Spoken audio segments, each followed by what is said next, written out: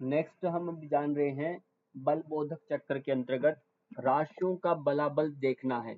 यदि आपसे ये कोई पूछे कि कौन सी राशि किस में बली होती है, तो वो आप ध्यान रखना है किस भाव में, किस स्थान में जा करके इसका चक्कर आप याद कर लेंगे।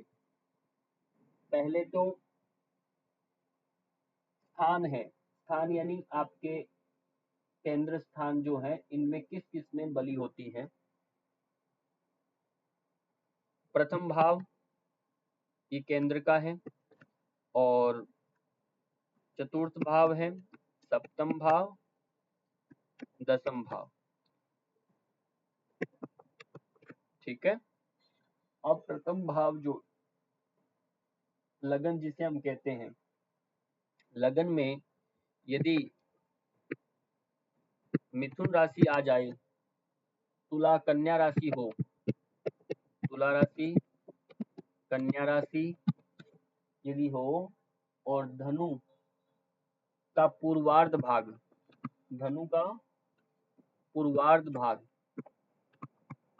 क्योंकि धनु का पूर्व भाग यदि आए लगन में, तो ये सब के सब चारों की राशियां क्या है, इसमें क्या कहलाएंगी, बली कहलाएंगी। इनका बली स्थान है, बल इनमें इन राशियों का इन भाव में बढ़ जाता है, ये बली है। और यही मिथुन चतुर्थ भाव में मिथुन आ रहा है, तब उसका बलाबल इतना नहीं है।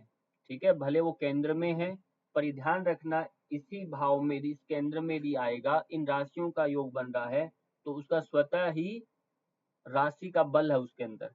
ऐसे ही जब सब इस चतुर्थ भाव की बात करते हैं, तो मीन कर्क स्वयं की राशि है, कर्क राशि मीन राशि है इसके अंतर्गत, और मकर का उत्तरार्ध भाग जो होता है, जिसे हम प्रार्ध भाग बोलते हैं, एक पूर्वार्ध होता है, एक प्रार्ध, तो ये प्रार्ध भाग इसमें बली होता है, मकर राशि का प्रार्ध भाग।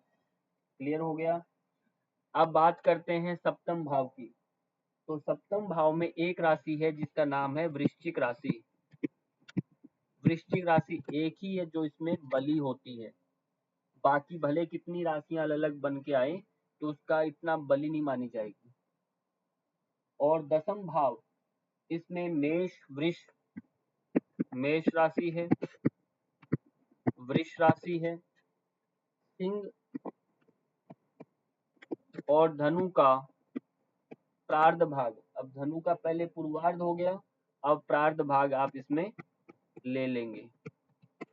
अब एक मकर राशि का प्रार्ध है, तो इसका पूर्वार्ध इसके अंदर भी विचार रहता है, इसके अंदर आपको सप्तम भाव में इसमें यहाँ काउंट करेंगे। ठीक है, तो इस प्रकार से इन सभी राशियों का बल देखेंगे किस में वह कितना बली होगा, तो इस प्रकार से विचार होगा। इतना स्पष्ट हो गया होगा मुझे लगता है आप सबका। जी सर। इसमें कुछ कठिनाई नहीं है, बहुत सुंदर।